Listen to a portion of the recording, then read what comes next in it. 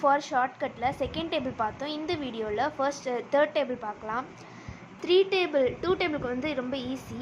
3 டேபிளில் ஃபுல்லாகவே odd numbers தான் இருக்கும். பட் 2 டேபிள் அப்படி கிடையாது. 2 table, 4 table, 6 table, 8 table, 10 table, 12 table, 14 table, 16 டேபிள்னு எல்லாமே ஈவன்.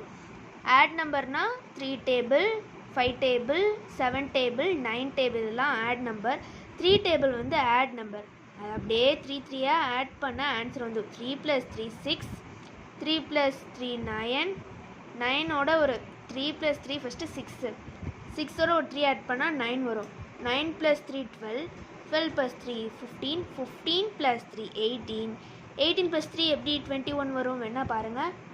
19, 20, 21, 21ஓட +3 ஆட் பண்ணால் 24, 22, 23, 24. அடுத்து 27 இருக்குது. 25, 26, 27, 28, 29, 30. Answer correct. நம்ம போடும்போது ஆன்சர் கரெக்டானு இப்படி தான் செக் பண்ணிக்கணும். எந்த டேபிளில் போடுறோமோ அதையும் ஃபர்ஸ்ட் வர்ற ஆன்சரையும் என்ன பண்ணும், ஆட் பண்ணால் வர்ற ஆன்சர் கரெக்டாக இருந்துச்சுன்னா நீங்கள் போடுறது கரெக்டுன்னு அர்த்தம்.